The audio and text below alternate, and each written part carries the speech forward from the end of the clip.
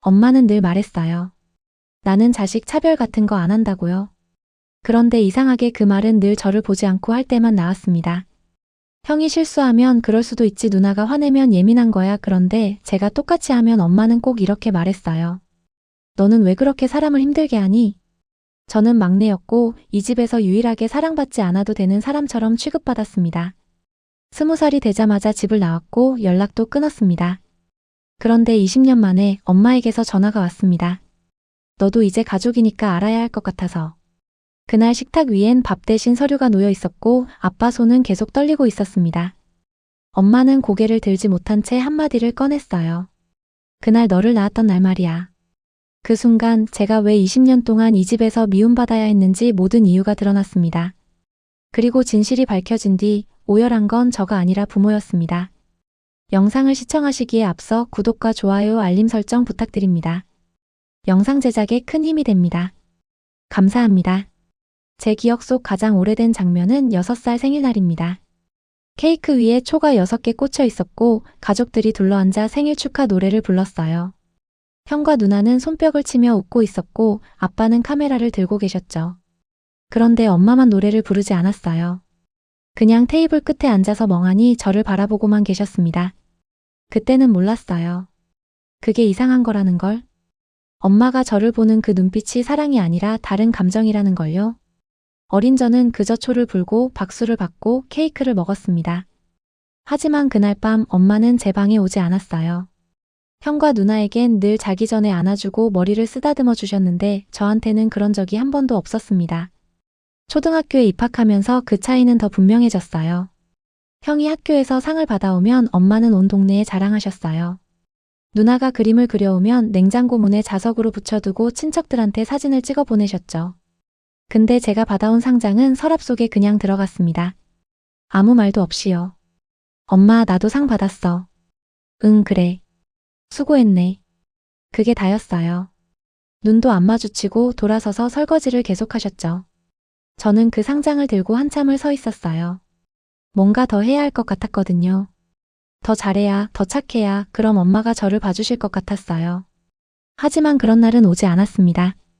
형과 누나는 저에게 나쁘지 않았어요. 그렇다고 편도 아니었죠.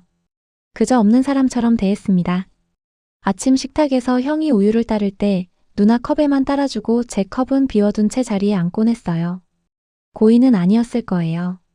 그냥 습관처럼요. 저도 말 안 했어요. 괜히 말했다가 왜 그렇게 예민하게 구냐는 소리 들을까 봐요. 가족 여행도 늘 이상했어요. 사진 찍을 때면 형과 누나는 엄마 아빠 사이에 섰고 저는 항상 끝에 서 있었죠. 한 번은 사진사가 이렇게 말했어요. 막내분도 가운데로 오세요. 가족 사진인데. 그런데 엄마가 웃으면서 대답했죠. 아니에요. 괜찮아요.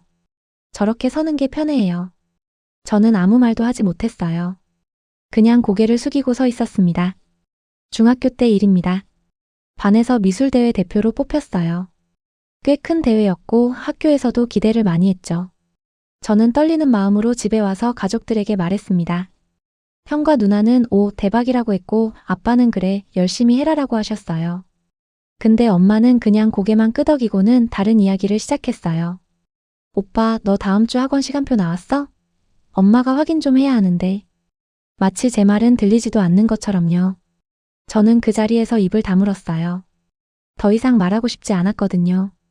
결국 대회 당일에도 엄마는 오시지 않았습니다. 형 학원 상담이 있다고 하셨어요. 아빠도 일이 있으셨고요. 형과 누나는 각자 약속이 있었죠. 저는 혼자 버스 타고 대회장에 갔습니다. 상을 받았지만 돌아올 때도 혼자였어요. 그날 저녁 집에 들어가니 거실에 가족들이 모여 있었어요. 누나 남자친구 이야기를 하고 있었죠. 다들 웃고 떠들고 있었어요. 저는 가방을 내려놓고 조용히 제 방으로 들어갔습니다. 아무도 묻지 않았어요. 대회는 어땠는지, 상은 받았는지. 아무도요.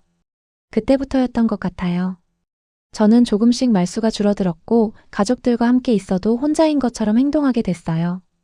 밥을 먹을 때도 시선을 내리깔고 대화에 끼어들지 않았죠. 그게 편했어요. 어차피 제가 말해도 들리지 않으니까요. 고등학교 입학 후 상황은 더 명확해졌습니다. 형은 대학생이었고 누나는 취업 준비생이었어요. 집안의 모든 관심은 그 둘에게 쏠려 있었죠. 형이 대학 과제로 밤을 새우면 엄마는 새벽에 라면을 끓여주셨어요. 누나가 면접 준비를 하면 아빠는 모의 면접까지 봐주셨죠. 저요? 저는 수능을 앞두고 있었지만 아무도 신경 쓰지 않았습니다. 한 번은 제가 공부하다가 모르는 문제가 있어서 아빠한테 여쭤봤어요. 아빠는 신문을 보다가 잠깐 고개를 들더니 이렇게 말씀하셨어요. 학원 선생님한테 물어봐. 아빠 바빠. 그리고 다시 신문을 보셨죠. 그 옆에서 형이 게임하는 소리가 들렸습니다. 아빠는 형한테는 아무 말도 안 하셨어요. 어느 날 저는 엄마한테 조심스럽게 물어봤어요. 엄마, 나한테 화난 거 있어? 엄마는 설거지를 하다가 멈추더니 고개를 돌리지도 않고 대답했습니다. 무슨 소리야? 화 같은 거 안 났어. 그럼 왜 나한테만 이렇게 대해? 엄마는 그제야 돌아보셨어요. 표정은 차가웠죠. 너만 그런 게 아니야. 네가 예민하게 받아들이는 거지. 그리고는 다시 돌아서서 설거지를 계속하셨습니다. 그날 밤 저는 이불을 뒤집어 쓰고 소리 없이 울었어요. 제가 잘못 생각하는 걸까? 제가 정말 예민한 걸까? 아니면 제가 문제가 있는 걸까? 그런 생각들이 머릿속을 가득 채웠습니다. 근데 이상하게도 눈물이 나면서 동시에 화도 났어요. 왜 나만 이래야 하는지, 왜 나는 사랑받으면 안 되는지 그게 너무 억울했습니다. 졸업식 날이었어요. 형과 누나 졸업식 때는 온 가족이 다 갔었어요. 사진도 엄청 찍고 끝나고는 외식도 했죠. 근데 제 졸업식에는 아빠만 오셨어요. 그것도 30분 늦게요. 엄마는 몸이 안 좋다고 하셨고 형과 누나는 각자 일정이 있다고 했습니다. 아빠는 식이 끝나자마자 빨리 가자, 엄마가 기다린다라고 하셨어요. 사진 한 장 안 찍고 바로 집으로 돌아왔습니다. 집에 도착하니 엄마는 거실에서 TV를 보고 계셨어요. 아픈 것처럼은 안 보였죠.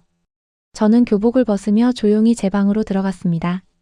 그리고 그날 결심했어요. 대학은 최대한 멀리 가야겠다고. 이 집에서, 이 가족에게서 멀어져야겠다고요. 다행히 장학금을 받고 지방 대학에 합격했어요. 기숙사 생활을 할 수 있었죠. 집을 떠날 날 짐을 싸면서도 가슴 한편이 이상했어요. 슬프지도 않고 아쉽지도 않았어요. 그냥 후련했습니다. 엄마는 제 방문 앞에 잠깐 서 계시다가 그냥 지나가셨어요. 아빠는 공부 열심히 해라라고만 하셨고 형과 누나는 그날 집에 없었습니다. 기숙사에 도착한 첫날 밤 저는 처음으로 편하게 잠들었어요. 아무도 저를 무시하지 않는 곳, 아무도 저를 투명인간 취급하지 않는 곳. 그곳에서 저는 비로소 숨을 쉴 수 있었습니다. 대학 생활은 새로웠어요. 친구들은 제 말을 들어줬고 교수님들은 제 이름을 불러주셨죠. 동아리 활동을 하면서 처음으로 소속감이라는 걸 느꼈어요. 저도 사랑받을 수 있는 사람이라는 걸 그때 처음 알았습니다. 집에는 거의 연락하지 않았어요. 어쩌다 한 번씩 아빠한테 전화가 올 때만 짧게 통화했죠. 엄마는 전화하지 않으셨어요. 형과 누나도 마찬가지였고요. 명절에도 안 내려갔습니다. 학교 일이 있다고, 아르바이트가 있다고 핑계를 대며 피했어요. 가족들은 그러려니 했습니다. 딱히 저를 찾지도 않았고요. 2학년이 되던 해 처음으로 연인이 생겼어요. 따뜻하고 다정한 사람이었죠. 그 사람은 제 이야기를 들어주었고 제 감정을 존중해 주었어요. 어느 날 그 사람이 물었어요. 가족들은 언제 한번 만나볼 수 있을까? 저는 대답하지 못했어요. 가족을 소개한다는 게 두려웠거든요. 그들이 연인 앞에서도 저를 그렇게 대할까 봐요. 결국 3학년 여름방학 때 연인과 함께 집에 내려갔습니다. 몇 년 만의 방문이었어요. 대문을 열고 들어서는데 가슴이 두근거렸어요. 떨림이 아니라 불안이었죠. 엄마는 현관에 나와 계셨어요. 근데 저를 보는 게 아니라 제 옆에 선 연인을 먼저 보셨습니다. 어서 와요. 많이 더웠죠? 엄마는 연인에게는 웃으며 인사하셨지만 저한테는 고개만 끄덕이셨어요. 거실로 들어가니 형과 누나도 있었어요. 그들은 반갑게 인사하며 연인에게 이것저것 물어봤죠. 저는 그저 옆에 서서 어색하게 웃고만 있었습니다. 저녁 식사 시간이었어요. 테이블에 음식이 가득 차려져 있었고 다들 둘러앉았죠. 엄마는 연인 옆에 앉으며 이것저것 챙겨주셨어요. 이것도 먹어봐요. 이것도 맛있어요. 근데 저한테는 한 번도 그런 적이 없었거든요. 그 모습을 보면서 마음 한편이 무너지는 것 같았어요. 식사 중에 누나가 말했어요. 엄마, 요즘 우리 집 분위기 진짜 좋지 않아? 다들 잘 되고 있고. 엄마가 웃으며 대답했습니다. 그러게. 다들 착하고 효자 효녀들이야. 엄마 아빠 복 받은 거지. 그리고는 형과 누나를 번갈아 보며 고개를 끄덕이셨어요. 저는 그 시선에 포함되지 않았습니다. 연인이 조심스럽게 물었어요. 어머니, 막내분은 어릴 때 어땠어요? 잠시 정적이 흘렀어요. 엄마는 포크를 내려놓고 잠깐 생각하는 듯 하더니 말했습니다. 글쎄 기억이 잘 안 나네. 워낙 조용했으니까. 그 말을 듣는 순간 저는 숨이 막혔어요. 기억이 안 난다고요? 20년을 함께 살았는데요? 그날 밤 연인과 산책을 나갔어요. 한참을 걷다가 연인이 조용히 말했습니다. 오늘 좀 이상했어. 가족들이 너한테 관심이 없는 것 같았어. 저는 고개를 숙였어요. 원래 그래. 내가 말했잖아. 근데 이 정도일 줄은 몰랐어. 너무하다. 연인의 목소리에 화가 섞여 있었어요. 저는 그제야 울음이 터졌습니다. 누군가 제 편을 들어준 게 처음이었거든요. 다음 날 아침 저희는 서둘러 집을 나왔어요. 일정이 있다고 핑계를 댔죠. 엄마는 그래 조심히 가라고만 하셨어요. 배웅도 나오지 않으셨습니다. 버스 정류장까지 가는 길 저는 뒤를 돌아보지 않았어요. 다시는 이 집에 오지 않겠다고 다짐했습니다. 그 후로 몇 년이 흘렀어요. 졸업하고 취직하고 제 삶을 살아갔죠. 가족들과는 거의 연락하지 않았어요. 1년에 한두 번 아빠한테 안부 전화가 올 때만 짧게 대답했습니다. 잘 지내요. 네, 일 잘하고 있어요. 그게 다였어요. 29이 되던 해 결혼을 결심했어요. 연인과 5년을 함께했고 이제는 가족을 만들고 싶었죠. 청첩장을 돌릴 때 고민이 많았어요. 가족들을 초대해야 할까? 결국 형식적으로라도 보내기로 했습니다. 예의상이요. 청첩장을 받은 엄마한테서 전화가 왔어요. 몇 년 만에 전화였죠. 결혼한다고? 네. 많이 컸네. 네. 대화는 거기서 끝났어요. 결혼식에 올 거냐는 말도 축하한다는 말도 없었습니다. 저도 묻지 않았어요. 와도 그만, 안 와도 그만이었으니까요. 결혼식 날 가족들은 왔어요. 형과 누나 그리고 부모님. 하지만 축하 인사는 형식적이었고 사진도 몇 장 찍지 않았죠. 식이 끝나고 그들은 바로 돌아갔습니다. 일 있어서 먼저 간다라는 말만 남기고요. 저는 아무렇지 않은 척했지만 속으로는 또 한 번 무너졌습니다. 신혼집에 정착하고 새로운 삶을 시작했어요.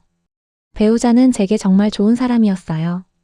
저를 있는 그대로 사랑해 주었고 제 상처를 어루만져 주었죠. 그 사람 덕분에 조금씩 웃을 수 있게 됐습니다. 그런데 어느 날 엄마한테서 또 전화가 왔어요. 너 시간 있을 때 한번 집에 와봐. 이야기할 게 있어. 목소리가 평소와 달랐어요. 떨리고 있었죠. 무슨 일인데요? 전화로는 못하겠어.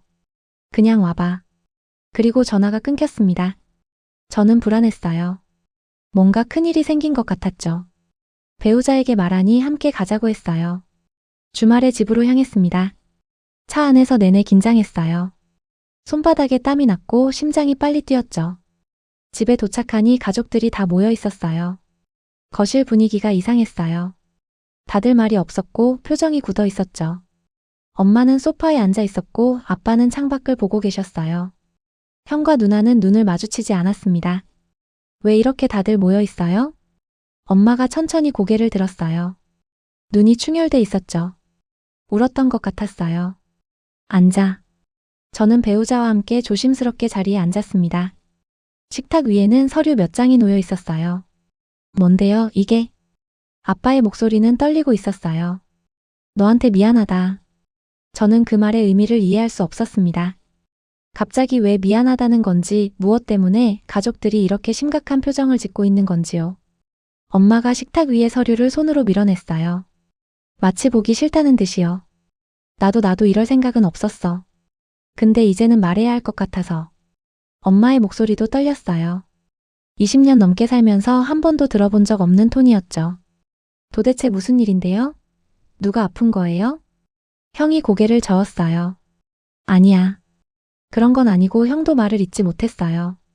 누나는 고개를 숙인 채 손가락으로 소파 팔걸이를 긁적이고 있었죠. 이 침묵이 너무 답답했어요.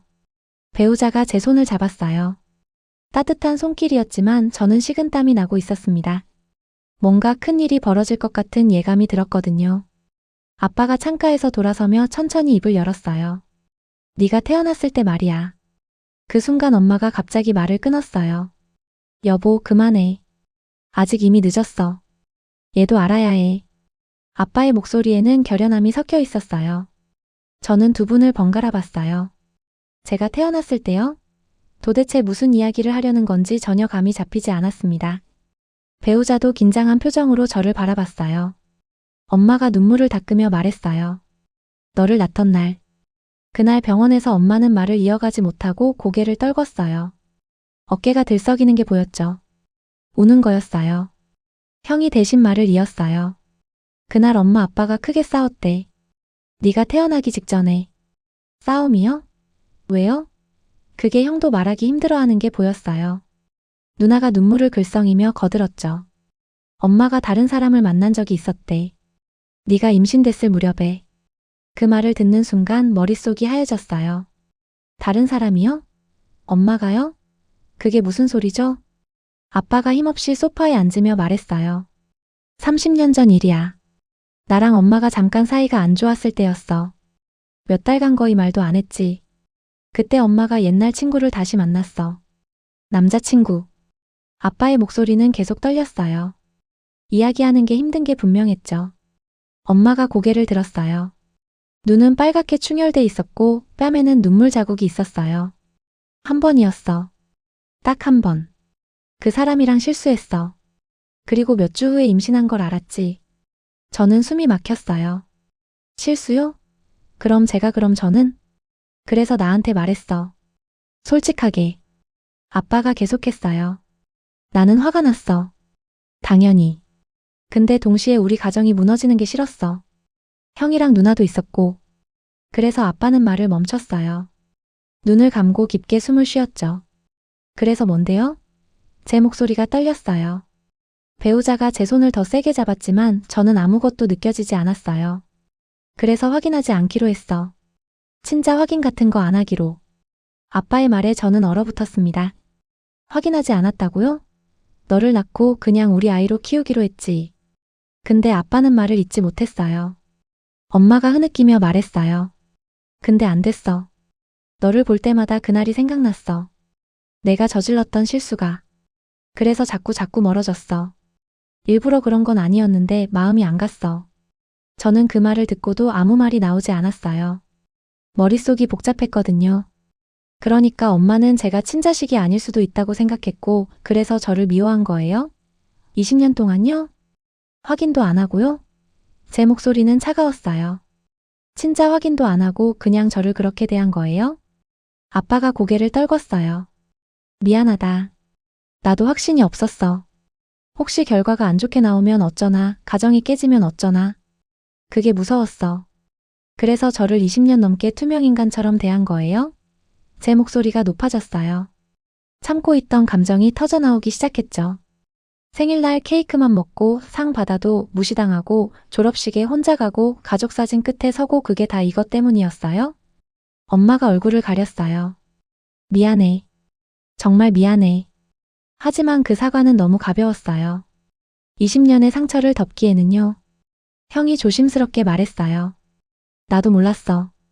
몇 년 전에 알았어. 엄마 아빠가 말해줬거든. 누나도요? 누나가 고개를 끄덕였어요. 응, 나도 최근에 알았어. 저는 웃음이 나왔어요. 비웃음이었죠. 그럼 다들 알고 있었네요. 나만 몰랐고. 우리도 어떻게 해야 할지 몰랐어. 그냥 모른 척한 거죠. 나한테도 이 상황에도. 침묵이 흘렀어요. 거실은 무거운 공기로 가득 찼죠. 배우자가 제 어깨를 감싸며 물었어요. 그럼 지금은 왜 말씀하시는 거예요? 이제 와서요? 아빠가 식탁 위에 서류를 가리켰어요. 건강검진 받았어. 나랑 엄마 둘 다. 유전병 검사도 했지. 그리고는 저를 똑바로 봤어요. 너도 검사를 받아야 할 것 같아서. 유전될 수 있는 질환들이 있거든. 저는 이해했어요. 결국 필요 때문이었던 거죠. 제 건강 때문에, 유전자 때문에 이제는 확인해야 한다는 거였어요. 사랑해서가 아니라 필요해서요. 그래서 제가 친자식인지 아닌지 이제 확인하자는 거예요? 그게 아니라 아니면 뭐예요? 결국 그 이야기잖아요. 엄마가 손을 뻗었어요. 제 손을 잡으려고요. 하지만 저는 손을 뒤로 뺐어요. 만지지 마세요. 엄마의 손이 허공에서 멈췄죠. 나도 알고 싶어요. 나도 궁금하거든요. 내가 누구 자식인지. 저는 일어섰어요. 검사하죠. 친자 확인. 이제 와서 숨길 이유도 없잖아요. 아빠가 난처한 표정을 지었어요. 그게 지금 할 필요는 없어. 일단 내 건강검진부터 아니요. 지금 해요. 당장. 제 목소리는 단호했어요. 20년 동안 궁금하게 만든 거 이제 답을 듣고 싶어요. 배우자가 일어서며 말했어요. 저도 찬성해요. 확실하게 하는 게 나아요. 이렇게 애매하게 두는 것보다. 배우자의 지지에 힘을 얻었어요. 저는 엄마를 똑바로 봤습니다. 그 남자는 누구예요? 엄마가 만났다는 그 사람. 엄마가 고개를 저었어요. 알 필요 없어. 그 사람은 이제 상관없어. 상관없긴요. 내가 그 사람 자식일 수도 있는데. 아니야. 그럴 리 없어. 어떻게 확신해요? 확인도 안 했으면서. 엄마는 대답하지 못했어요. 그저 울기만 했죠. 형이 중간에 끼어들었어요. 이렇게 싸울 필요 없잖아. 일단 진정하고 진정이요? 20년 동안 나한테 한 짓을 생각하면 진정이 돼요? 저는 가방을 집어들었어요. 검사 예약하세요. 연락 주면 갈게요. 그때까지 연락하지 마세요. 배우자도 일어서서 저를 따라왔어요. 현관을 향해 걸어가는데 뒤에서 엄마 목소리가 들렸어요. 기다려 제발. 하지만 저는 돌아보지 않았어요. 문을 열고 나갔죠. 계단을 내려가면서도 뒤에서 누군가 따라오는 소리가 들렸어요. 형이었어요. 잠깐만 이야기 좀 하자. 할 이야기 없어요. 그래도. 저는 멈춰 섰어요. 형을 봤죠. 형은 언제부터 알았어요? 3년 전쯤 엄마가 말해줬어. 그동안 나한테 한마디도 안 했네요. 어떻게 말을 해? 너도 힘들 것 같았고 힘들긴요. 형이 뭘 알아요? 형은 아무 말도 하지 못했어요. 저는 다시 걸어갔습니다. 차에 타서 시동을 걸었고 그 집을 떠났어요. 백미러로 보니 형이 아직 그 자리에 서 있었지만 저는 돌아가지 않았습니다. 집으로 가는 길 배우자가 조심스럽게 말했어요. 괜찮아? 아니요. 하나도 안 괜찮아요. 미안해. 당신이 미안할 건 없어요. 집에 도착해서도 잠을 잘 수 없었어요. 머릿속이 복잡했거든요. 제가 누구 자식인지, 제가 정말로 그 가족의 일원인지 아니면 완전히 남인지. 갑자기 제 정체성이 흔들리는 것 같았어요. 다음 날 아빠한테서 문자가 왔어요. 병원 예약을 했다고 다음 주 화요일이라고요. 저는 답장하지 않았어요. 그냥 캘린더에 표시만 했죠. 그 일주일은 너무 길게 느껴졌어요. 일을 하면서도 계속 그 생각만 했어요. 만약 제가 친자식이 아니라면? 그럼 엄마가 저를 그렇게 대한 게 이해가 돼요? 아니면 더 화가 날까요? 만약 친자식이라면? 그럼 20년 동안 이유 없이 미워한 거잖아요. 그게 더 끔찍한 건가요? 배우자는 제 곁을 지켜줬어요. 밤에 악몽을 꿀 때마다 깨워주고 울 때마다 안아줬죠. 결과가 어떻게 나오든 나는 내 편이야. 절대 혼자 아니야. 그 말이 큰 위로가 됐어요. 화요일이 왔어요. 병원에 도착하니 가족들이 이미 와 있었어요. 엄마, 아빠, 형, 누나. 모두 긴장한 표정이었죠. 저는 인사하지 않고 바로 접수대로 갔어요. 체열실로 들어갔을 때 간호사가 밝게 웃으며 말했어요. 가족끼리 다 같이 검사하시나 봐요? 좋네요. 저는 대답하지 않았어요. 좋은 일이 아니었으니까요. 피를 뽑는 동안 저는 창밖을 봤어요. 하늘은 맑았지만 제 마음은 무거웠죠.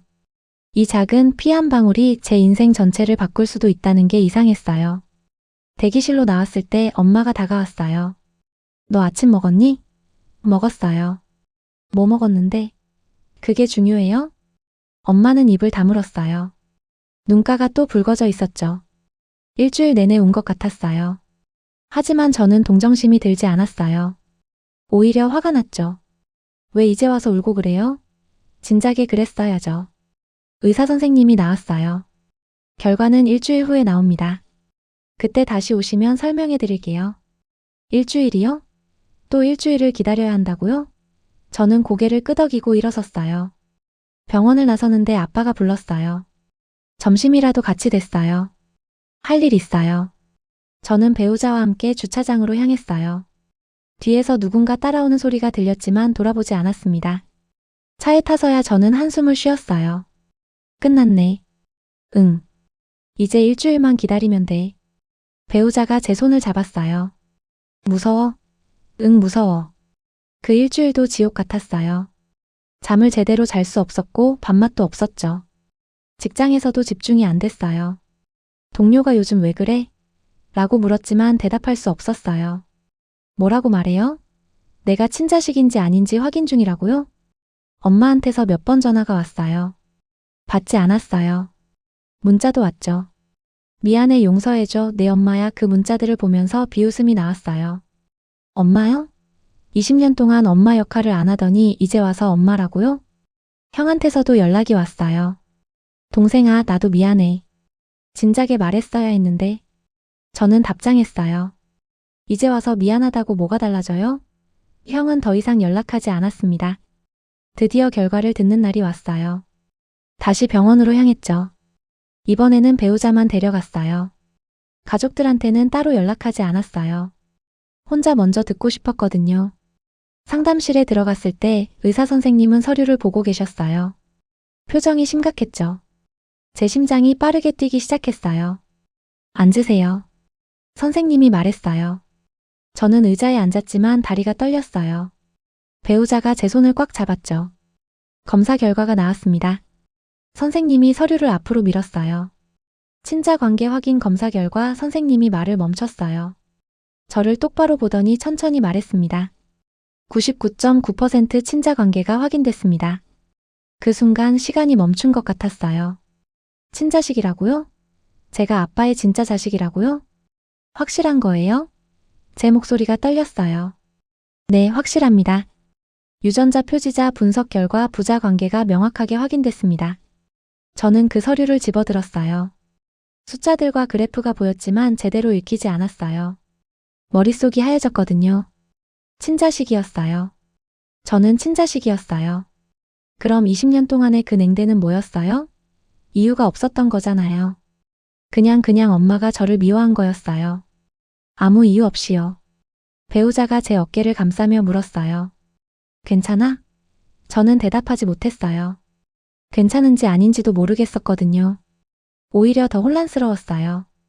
이게 좋은 소식인가요? 나쁜 소식인가요? 병원을 나서면서 저는 핸드폰을 꺼냈어요. 가족 단톡방에 메시지를 하나 보냈죠. 검사 결과 나왔어요. 친자식 맞습니다. 이제 변명거리 없네요. 그리고 단톡방을 나왔습니다. 몇 분 후 엄마한테서 전화가 왔어요. 받지 않았어요. 아빠한테서도 왔죠. 그것도 받지 않았어요. 문자가 쏟아졌어요. 미안해, 얘기 좀 하자, 만나자 하지만 저는 모두 무시했어요. 집으로 가는 길 배우자가 물었어요. 이제 어떻게 할 거야? 모르겠어. 그냥 조용히 있고 싶어. 응. 시간 가져. 천천히 생각해. 집에 도착해서 소파에 앉았어요. 검사 결과지를 계속 들여다봤죠. 99.9%. 의심의 여지가 없는 숫자였어요. 저는 진짜 그들의 자식이었어요. 그런데 왜 이렇게 마음이 아픈 걸까요? 차라리 친자식이 아니었으면 이해라도 됐을 텐데 친자식인데도 그렇게 대한 거였어요. 그게 더 끔찍했어요. 피를 나눈 자식을 20년 동안 미워한 거잖아요. 그날 밤 저는 오래 울었어요. 배우자 품에 안겨서 한참을 울었죠. 왜 나만 그랬을까? 왜 나만 미워한 걸까? 배우자는 아무 말 없이 제 등을 쓰다듬어 줬어요. 다음 날 엄마가 집 앞에 나타났어요. 초인종을 계속 눌렀죠. 저는 문을 열지 않았어요. 창문으로 내다보니 엄마가 대문 앞에서 울고 있었어요. 1시간쯤 그러고 있다가 결국 돌아갔습니다. 저는 그 모습을 보면서도 아무 감정이 들지 않았어요. 동정도 미안함도 안타까움도요. 그냥 텅 비어 있었어요. 일주일 동안 집 밖을 나가지 않았어요. 회사에 병가를 냈고 아무도 만나지 않았죠. 배우자만 곁에 있었어요. 밥을 차려줘도 몇 숟가락 뜨다가 내려놓고 잠도 제대로 못 잤어요. 눈을 감으면 어린 시절이 떠올랐거든요. 6살 생일날 엄마의 차가운 눈빛, 상장을 받아도 외면하던 뒷모습, 졸업식에 혼자 서 있던 그날, 가족사진 끝에 서 있던 수많은 순간들. 그 모든 게 아무 이유 없이 벌어진 일이었어요. 저는 친자식이었는데도요. 엄마는 매일 문자를 보냈어요. 한 번만 만나줘, 얘기 좀 하자, 엄마가 잘못했어 하지만 그 말들이 공허하게 느껴졌어요. 잘못했다는 건 알았어요. 근데 그게 뭐가 달라지나요? 20년이 돌아오나요? 아빠한테서도 연락이 왔어요. 나도 미안하다. 방관한 게 잘못이었어. 그 문자를 보면서 화가 치밀었어요. 방관이요? 그게 다예요? 엄마가 저를 그렇게 대하는 걸 보면서 단 한 번도 막아주지 않았잖아요. 단 한 번도요. 형한테서는 전화가 왔어요. 받지 않았죠. 세 번째 전화가 왔을 때 배우자가 말했어요. 한 번쯤은 받아봐. 형도 할 말이 있을 거야. 저는 고개를 저었어요. 들을 이유가 없어. 열흘째 되는 날 현관 앞에서 소리가 들렸어요. 누군가 문을 두드리고 있었죠. 초인종도 계속 울렸어요. 저는 무시했어요. 그런데 목소리가 들렸어요. 누나였어요. 문 열어. 나야. 엄마 아빠 아니야. 나 혼자 왔어. 저는 망설였어요. 하지만 누나 목소리에 절박함이 섞여 있었죠. 결국 문을 열었어요. 누나는 눈이 퉁퉁 부어 있었어요. 많이 운 것 같았죠. 들어와도 돼? 저는 대답 대신 문을 열어줬어요. 누나가 거실로 들어와 소파에 앉았고 저는 맞은편에 앉았습니다. 한동안 침묵이 흘렀어요. 너한테 사과하러 왔어. 누나가 먼저 입을 열었어요. 목소리가 떨렸죠. 나도 알았어야 했어. 네가 어떻게 지내는지, 얼마나 힘들었는지. 근데 나는 그냥 모른 척했어. 알면서도요? 응. 알면서도. 그게 편했으니까. 엄마한테 찍히기 싫었고 나까지 힘들어지고 싶지 않았어. 누나의 솔직한 대답에 저는 조금 놀랐어요.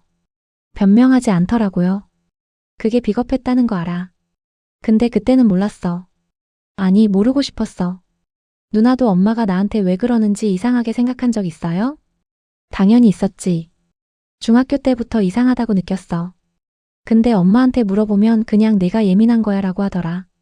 그래서 그런가 보다 했어. 누나는 눈물을 닦았어요. 3년 전에 진실을 알았을 때 나는 충격받았어. 그런 이유가 있었다는 게. 근데 동시에 안도했어. 적어도 이유가 있구나. 엄마가 그냥 널 미워한 건 아니구나. 근데 검사 결과는 친자식이었잖아요. 그래, 그걸 알고 나서 나는 더 혼란스러웠어. 결국 엄마가 이유 없이 널 미워한 거잖아. 그게 더 끔찍했어. 누나는 손으로 얼굴을 가렸어요. 미안해. 정말 미안해. 나는 언니로서 널 보호했어야 했는데 그러지 못했어. 저는 누나의 사과를 듣고도 쉽게 대답하지 못했어요. 미안하다는 말은 들었지만 그게 상처를 치유해주지는 않았거든요. 엄마는 지금 어떤데요? 엉망이야. 하루 종일 울고 밥도 안 먹고. 아빠도 마찬가지고. 형도 다들 힘들어해. 그게 제가 알아야 할 일인가요? 제 목소리는 차갑게 나왔어요. 누나가 놀란 표정으로 저를 봤죠. 나는 20년 동안 혼자 힘들었어요. 아무도 신경 쓰지 않았잖아요. 근데 이제 와서 가족들이 힘들다고 제가 뭘 해야 하나요? 그건 그렇지만 누나는 편했잖아요. 엄마 사랑받고 아빠 관심받고 가족의 일원으로 살았잖아요. 나는 그 집에서 유령처럼 살았어요. 있는지 없는지도 모르게요. 누나는 아무 말도 하지 못했어요. 그저 고개를 떨구고 울기만 했죠. 저는 그 모습을 보면서도 동정심이 들지 않았어요. 오히려 화가 더 났어요. 가보세요. 엄마한테 전해주세요. 저는 이제 그 가족이랑 상관없이 살고 싶다고요. 동생아. 저 이제 동생 아니에요. 20년 동안 동생 취급 안 해주셨잖아요. 누나는 일어섰어요. 더 이상 할 말이 없다는 듯이요. 문 앞에서 돌아보며 마지막으로 말했어요. 그래도 너는 우리 동생이야. 그건 변하지 않아. 제 마음속에서는 이미 끝났어요. 누나는 더 이상 말하지 않고 나갔어요. 문이 닫히는 소리가 들렸고 저는 그 자리에 한참을 서 있었습니다. 배우자가 다가와 조용히 물었어요. 힘들었지? 응, 생각보다 힘들었어. 배우자가 저를 안아줬어요. 따뜻한 품이었지만 제 마음은 여전히 차가웠습니다. 며칠 후 형한테서 문자가 왔어요. 일요일에 집에서 가족회의 한대. 너도 와줬으면 좋겠어. 저는 문자를 보고 코웃음을 쳤어요. 가족회의요? 이제 와서요? 배우자에게 보여주니 말했어요. 가는 게 어때? 마지막으로 할 말하고 정리하는 거야. 갈 이유가 있을까? 있어. 네가 얼마나 힘들었는지, 그들이 얼마나 잘못했는지 똑똑히 말해줘야 해. 배우자의 말에 일리가 있었어요. 저는 답장을 보냈어요. 갈게요. 마지막이에요. 일요일이 왔어요. 저는 배우자와 함께 그 집으로 향했어요. 차 안에서 손이 떨렸어요. 배우자가 제 손을 잡으며 말했어요. 나 여기 있어. 힘들면 언제든 나가자. 집 앞에 도착했어요. 대문을 열고 들어가는데 마음이 무거웠죠. 현관문을 열었을 때 거실에 가족들이 모여 있었어요. 엄마, 아빠, 형, 누나. 모두 심각한 표정이었어요. 엄마가 저를 보자마자 일어났어요. 왔구나 목소리가 떨렸어요. 저는 인사 없이 소파에 앉았어요. 배우자도 제 옆에 앉았죠. 뭐 할 말 있어서 부른 거예요? 제 목소리는 차가웠어요.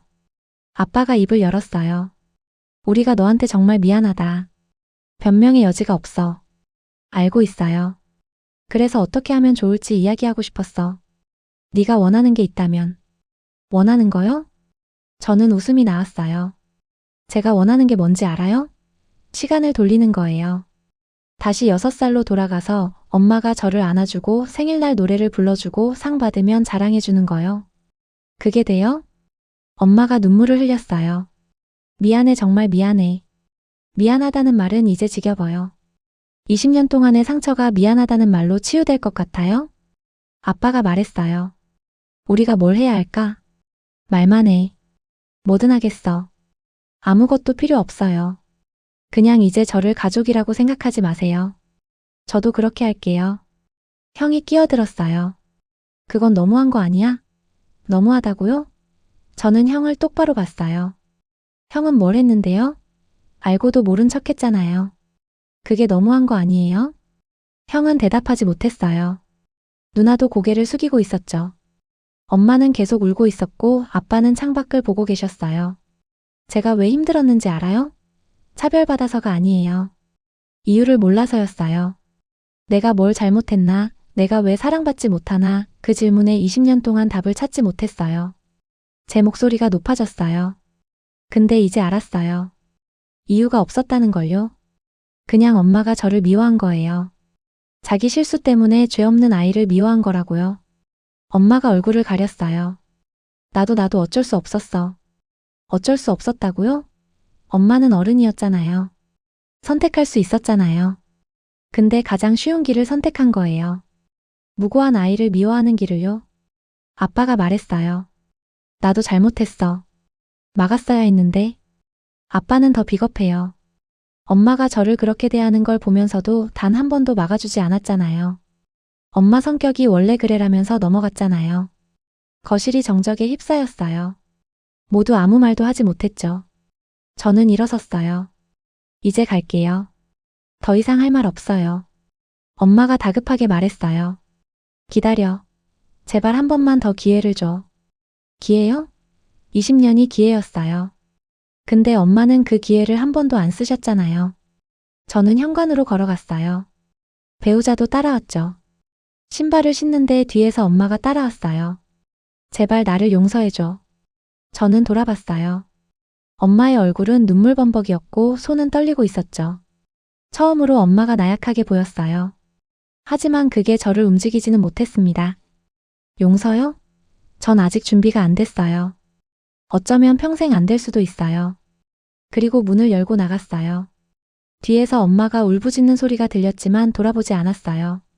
배우자가 제 손을 잡았고 저희는 차에 탔습니다. 차 안에서 저는 한참을 울었어요.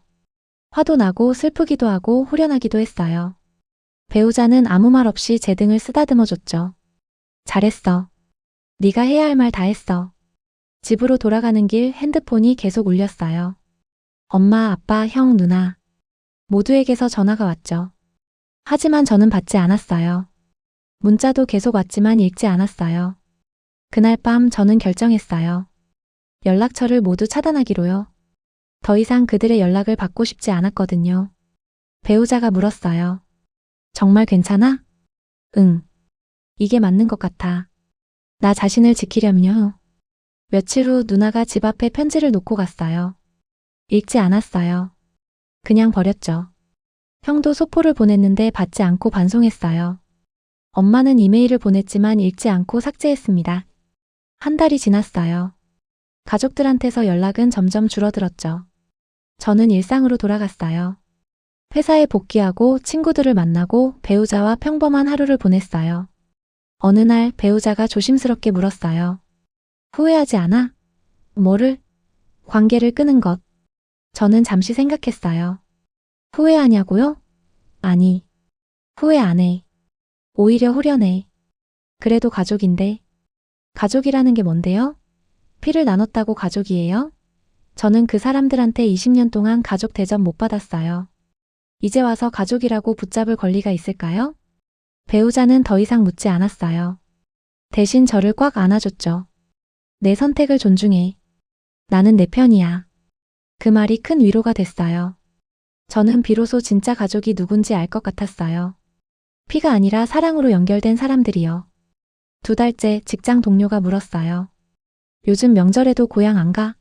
응. 갈 곳이 없어. 가족이 멀리 계신가 봐? 응, 뭐 그런 셈이지. 거짓말은 아니었어요. 정말로 멀리 있었으니까요. 마음의 거리로요. 명절이 다가왔어요. 보통 사람들은 가족과 보내는 시간이지만 저는 배우자와 단둘이 보내기로 했어요. 외식하고 영화 보고 산책하고 평범하지만 행복한 하루였죠. 저녁에 배우자가 말했어요. 오늘 연락 온 거 없어? 누구한테?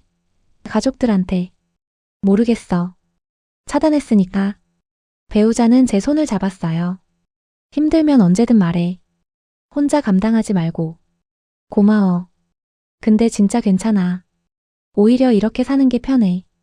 그 말은 진심이었어요. 차단하고 나서 오히려 마음이 편해졌거든요. 더 이상 연락 올까봐 불안해하지 않아도 됐고 만나야 하나 고민하지 않아도 됐어요. 하지만 가끔은 문득 생각이 났어요. 그 사람들은 지금 어떻게 지내고 있을까? 여전히 제 생각을 할까? 아니면 이제 잊었을까? 그런 생각이 들 때면 고개를 저었어요. 알 필요 없다고 상관없다고요. 석 달째 회사에서 승진 소식을 들었어요. 기뻤죠. 집에 와서 배우자한테 말했어요. 오늘 승진했어. 배우자가 환하게 웃으며 축하해줬어요. 진짜? 축하해. 저녁 뭐 먹고 싶어? 그때 문득 생각했어요. 예전 같았으면 가족들한테 전화했을 텐데. 형한테 자랑하고 누나한테 말하고 부모님한테 알렸을 텐데. 근데 이제는 그럴 사람이 없었어요. 잠깐 허전했지만 금방 털어냈어요. 괜찮아. 배우자가 있잖아. 친구들도 있고. 그걸로 충분해. 저녁을 먹으면서 배우자가 조심스럽게 물었어요.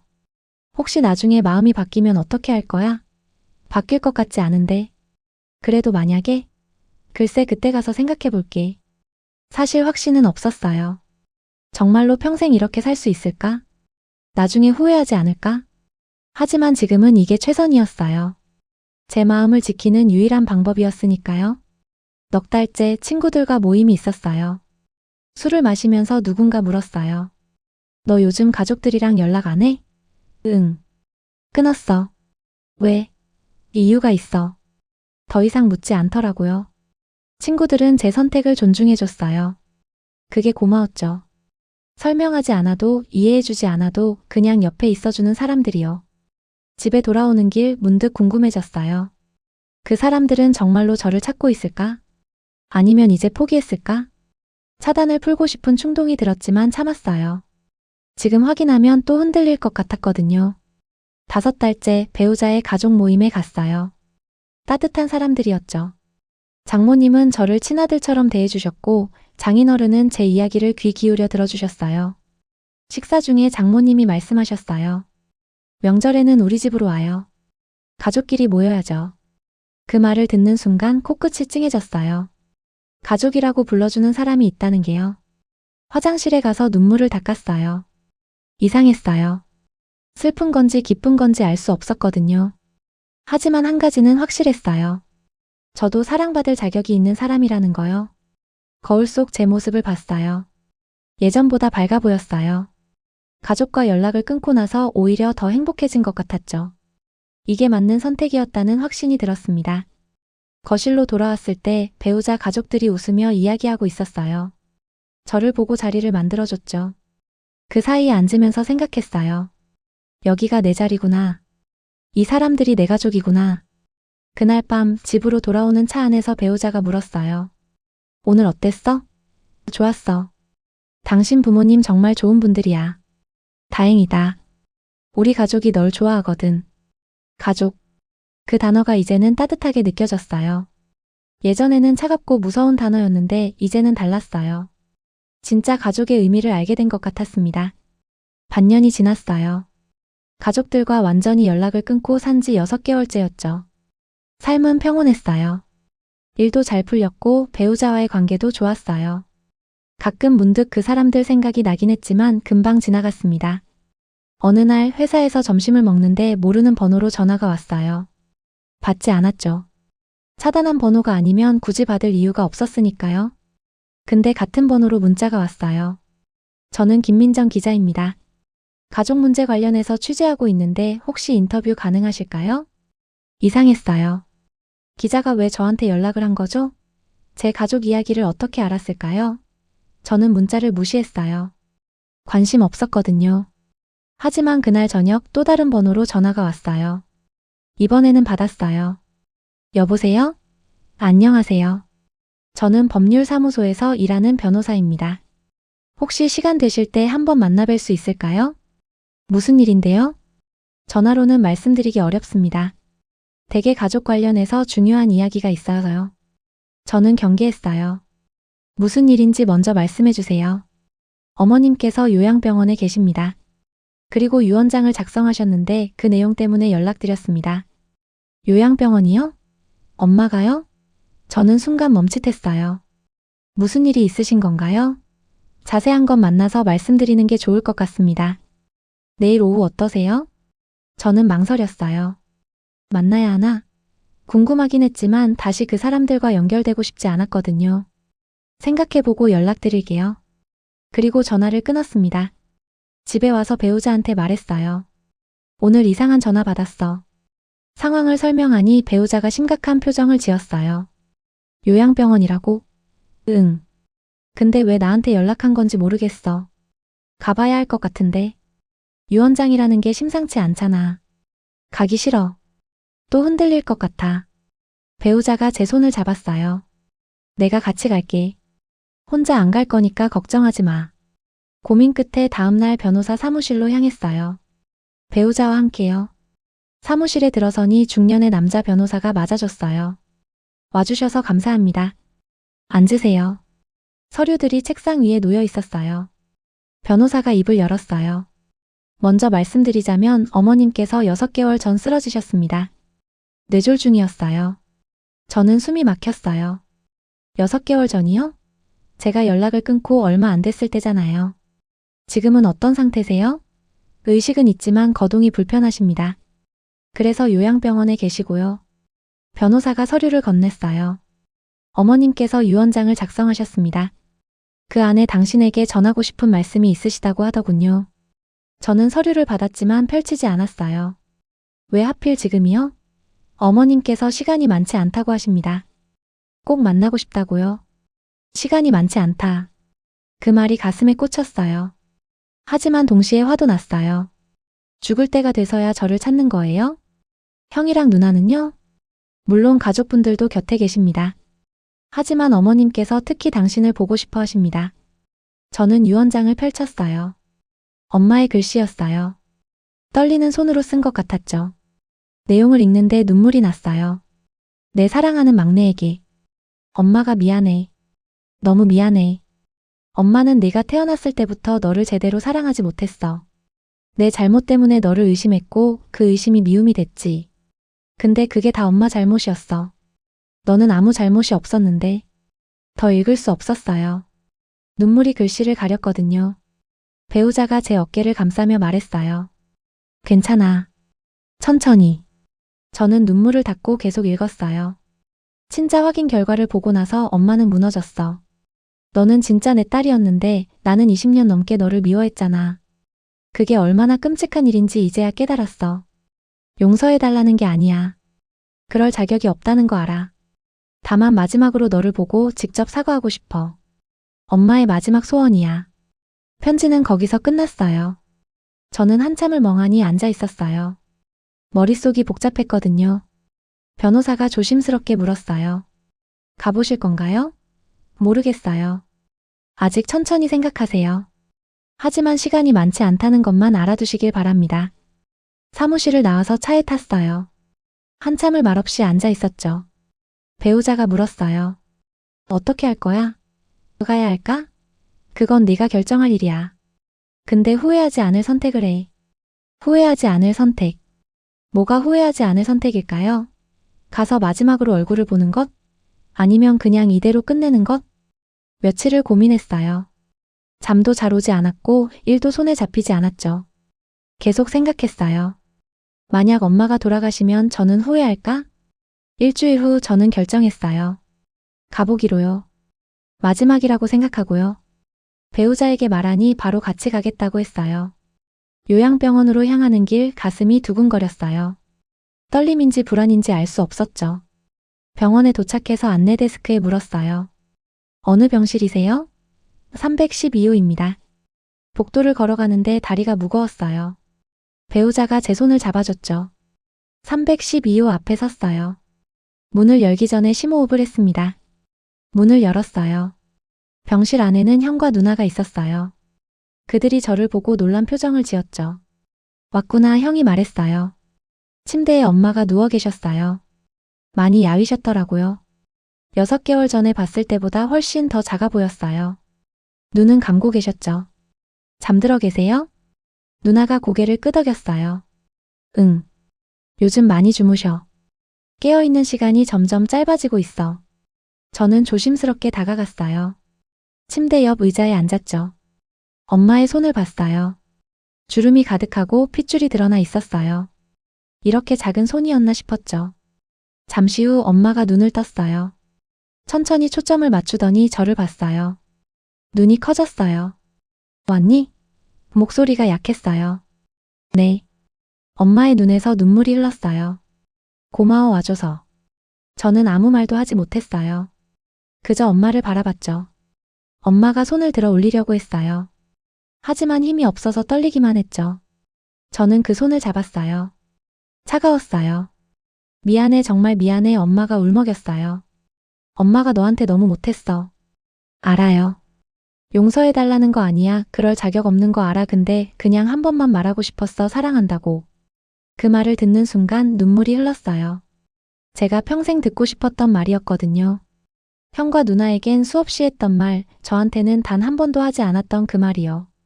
엄마 왜 이제 와서 그런 말을 해요? 엄마가 바보였어. 너무 늦게 깨달았어. 네가 얼마나 소중한지. 엄마는 너를 사랑해. 태어났을 때부터 쭉. 엄마는 말을 잇지 못하고 울었어요. 저도 울고 있었죠. 배우자가 제 어깨에 손을 얹었어요. 형이 조용히 말했어요. 엄마가 쓰러진 날 내 사진을 보고 계셨어. 네가 어렸을 때 사진. 무슨 사진이요? 내 돌 사진. 엄마가 그걸 계속 들고 있었어. 누나가 덧붙였어요. 병원에 실려가면서도 내 이름을 불렀어. 막내는 괜찮니라고. 저는 그 말을 듣고 더 울었어요. 왜 그랬어요? 왜 진작에 그러지 못했어요? 엄마가 힘겹게 말했어요. 서랍에 편지 있어. 내 방 서랍에 엄마가 내게 쓴 편지들. 편지요? 형이 고개를 끄덕였어요. 엄마가 몇 년 동안 너한테 편지를 쓰셨어. 보내지는 못하고 그냥 쌓아두셨대. 수십 통이 있어. 저는 믿을 수 없었어요. 편지를 썼다고요? 저한테요? 엄마가 계속 말했어요. 미안해 보낼 용기가 없었어. 네가 받아줄 것 같지 않아서 그냥 혼자 쓰기만 했어. 왜요? 왜 보내지 않았어요? 무서웠어. 거절당할까봐 더 미움받을까봐. 저는 한숨을 쉬었어요. 결국 엄마도 무서웠던 거예요. 저처럼요. 우리는 서로에게 다가가지 못하고 그냥 멀어지기만 했던 거죠. 엄마가 제 손을 꽉 쥐었어요. 약한 힘이었지만 간절함이 느껴졌어요. 한 가지만 알아줘. 엄마가 너를 사랑했다는 거. 서툴렀고 엉망이었지만 사랑했어. 네. 그리고 너는 잘못이 없었어. 아무 잘못도 다 엄마 잘못이야. 저는 고개를 끄덕였어요. 더 이상 말할 힘이 없었거든요. 엄마도 지친 것 같았어요. 눈을 감고 숨을 고르기 시작했죠. 밖으로 나왔어요. 복도 벤치에 앉아서 한참을 울었어요. 배우자가 옆에서 가만히 있어줬죠. 형과 누나도 나왔어요. 형이 조심스럽게 말했어요. 엄마가 내 결혼식 사진도 갖고 계셨어. 액자에 넣어서 병실에 두셨어. 정말요? 응. 매일 보셨어. 우리한테 내 이야기만 하셨어. 누나가 말했어요. 미안해. 우리가 진작에 너한테 연락했어야 했는데 엄마가 막았어. 네가 평화롭게 살고 있을 텐데 방해하고 싶지 않다고. 저는 씁쓸하게 웃었어요. 결국 다들 서로 눈치만 본 거네요. 그러게 다들 바보같이. 잠시 침묵이 흘렀어요. 형이 말했어요. 아빠는 어제 오셨어. 오늘 또 오실 거야. 아빠는 어떠세요? 괜찮으셔. 근데 많이 후회하고 계셔. 너한테 잘못한 것. 저는 한숨을 쉬었어요. 다들 후회하고 있었어요. 너무 늦게요. 배우자가 말했어요. 집에 갈까? 응. 좀 쉬고 싶어. 일어서려는데 형이 말했어요. 내일 또 올 거야? 모르겠어요. 생각해 볼게요. 요양병원을 나서는데 뒤를 돌아봤어요. 3층 창문에서 누군가 보이는 것 같았어요. 누나였어요. 손을 흔들고 있었죠. 저도 손을 들어 흔들었습니다. 차 안에서 배우자가 물었어요. 괜찮아? 응, 생각보다 괜찮아. 아니, 이상하게 후련해. 뭐가? 엄마가 진심으로 미안해한다는 걸 봤으니까. 그게 위로가 되더라. 배우자가 제 손을 잡았어요. 잘했어. 용기 냈어. 집에 돌아와서 혼자 생각했어요. 엄마의 편지들이 궁금했어요. 뭐라고 썼을까? 어떤 마음으로 쓴 걸까? 다음 날 저는 다시 요양병원으로 갔어요. 이번에는 혼자요. 엄마는 깨어 계셨어요. 저를 보고 미소 지었죠. 약한 미소였지만 따뜻했어요. 또 왔니? 네. 고마워, 정말 고마워. 저는 침대 옆에 앉아서 말했어요. 엄마 편지 이야기 들었어요. 아, 그거 엄마가 부끄러워하셨어요. 창피해 읽으면 안 돼. 왜요? 저한테 쓴 거잖아요. 그래도 엉망이야. 제대로 표현도 못했어. 괜찮아요. 읽고 싶어요. 엄마는 눈물을 흘렸어요. 고마워, 이해해줘서. 그날 저는 1시간 정도 엄마 곁에 있었어요. 많은 이야기를 나누지는 않았어요. 그냥 손을 잡고 있었죠. 그것만으로도 충분했습니다. 떠나기 전에 엄마가 말했어요. 다음에 또 와줄 수 있니? 네. 올게요. 엄마의 얼굴이 환해졌어요. 정말? 네. 약속할게요. 병원을 나서면서 저는 깨달았어요. 용서는 아직 못할 것 같아요. 20년의 상처가 쉽게 아물지 않으니까요. 하지만 이해는 할 수 있을 것 같았어요. 엄마도 사람이었고 실수했고 그걸 후회하고 있다는 것을요. 그리고 무엇보다 저는 더 이상 증오하고 싶지 않았어요. 그게 저를 더 힘들게 할 뿐이라는 걸 알았으니까요. 이제는 놓아줄 때가 된 것 같았습니다. 집에 와서 배우자에게 말했어요. 나 편지 보러 가려고. 엄마가 쓴 거? 응. 읽어봐야 할 것 같아. 다음 주말 저는 오랜만에 그 집을 방문했어요. 아빠가 문을 열어주셨어요. 많이 늙으신 것 같았어요. 왔구나 목소리에 떨림이 있었죠. 편지 보러 왔어요. 알아. 내 방에 그대로 있어. 올라가 봐. 제 방은 그대로였어요. 침대도 책상도 모든 게 제가 떠났을 때 그대로였죠. 서랍을 열었어요. 편지 뭉치가 있었어요. 수십 통이었어요. 첫 번째 편지를 펼쳤어요. 사랑하는 내 딸에게. 오늘도 너 생각을 했어. 지금 어떻게 지내고 있을까? 행복할까? 엄마는 네가 행복했으면 좋겠어. 비록 엄마 곁이 아니더라도. 두 번째 편지도 읽었어요. 오늘 내 어렸을 때 사진을 봤어. 얼마나 예쁜지. 그때 왜 그렇게 대했을까? 시간을 돌릴 수만 있다면. 하나씩 읽어가면서 눈물이 났어요. 엄마는 진심으로 후회하고 있었어요. 진심으로 저를 사랑하고 있었어요. 너무 늦게 너무 서툴게였지만요. 마지막 편지를 읽었어요. 언젠가 네가 이 편지들을 읽을 날이 올까? 그때 엄마를 조금이라도 이해해 줄 수 있을까? 용서는 바라지 않아. 다만 엄마가 너를 사랑했다는 것, 그것만은 알아줬으면 해. 저는 편지를 가슴에 안았어요. 그리고 조용히 울었습니다. 이제는 알았어요. 엄마도 불완전한 사람이었다는 것을요. 해시태그 오브 절정 마이너스 진실의 폭로 9,500자. 편지를 다 읽고 아래층으로 내려왔어요. 아빠가 거실에 앉아 계셨어요. 저를 보고 조심스럽게 물었어요. 다 봤니? 네. 어땠어? 저는 소파에 앉았어요. 솔직히 말하면 복잡해요. 엄마가 진심이라는 건 알겠어요. 근데 그게 20년을 지워주진 않잖아요. 아빠가 고개를 끄덕였어요. 그래, 당연하지. 나도 미안하다. 나는 너보다 더 나쁜 사람이야. 왜요? 엄마는 적어도 괴로워했어. 너한테 못되게 군 게 마음에 걸렸나 봐. 근데 나는 그냥 모른 척했어. 편한 길을 택한 거지. 아빠의 목소리에 자책이 섞여 있었어요. 아빠는 네가 태어났을 때부터 알았어. 엄마가 너를 다르게 대한다는 거. 근데 못 본 척했지. 가정을 지키려면 그래야 한다고 생각했어. 그게 가정을 지키는 거였어요? 아니었지. 나는 가정을 지킨 게 아니라 편한 삶을 지킨 거였어. 진짜 가정을 지키려면 너를 보호했어야 했는데. 저는 아빠를 봤어요. 처음으로 아빠가 솔직해 보였어요. 변명하지 않고 있는 그대로 인정하는 모습이었죠. 아빠, 왜 친자 확인을 안 한 거예요? 그게 가장 이해가 안 돼요. 아빠는 한숨을 쉬었어요. 겁이 났어. 결과가 어떻게 나올지 몰랐으니까. 만약 네가 내 딸이 아니라면 그럼 난 어떻게 해야 하나? 가정이 무너지잖아. 그래서 확인도 안 하고 저를 그렇게 대한 거예요? 미안하다. 변명의 여지가 없어. 나는 비겁한 사람이야. 잠시 침묵이 흘렀어요. 아빠가 다시 입을 열었어요. 근데 말이야, 사실 나는 알고 있었어. 뭐요? 네가 내 딸이라는 거. 마음속으로는 알고 있었어. 그럼 왜? 확신하기가 무서웠어. 혹시라도 틀렸을까봐. 그래서 확인을 안 한 거야. 확인하면 진실을 마주해야 하잖아. 저는 이해할 수 없었어요. 그게 무슨 말이에요? 알면서도 확인 안 한 거예요? 응. 너를 처음 안았을 때 나는 알았어. 이 아이는 내 딸이라고. 느낌이 왔거든. 근데 엄마가 불안해했고 나도 그 불안에 휩쓸린 거지. 결국 우리 둘 다 내게 잘못한 거야. 아빠는 눈물을 닦았어요. 미안하다. 정말 미안해. 아빠 자격이 없는 사람이야. 저는 말문이 막혔어요. 알고 있었다고요? 그럼 더 끔찍한 거잖아요. 확신하면서도 모른 척한 거잖아요. 나중에라도 확인하면 됐잖아요. 제가 잘하면서요. 그때는 이미 늦었어. 습관이 됐거든. 너를 대하는 방식이. 그리고 솔직히 말하면 나도 편했어. 형이랑 누나한테만 신경 쓰면 됐으니까. 그 말에 저는 화가 났어요. 그럼 저는 뭐예요?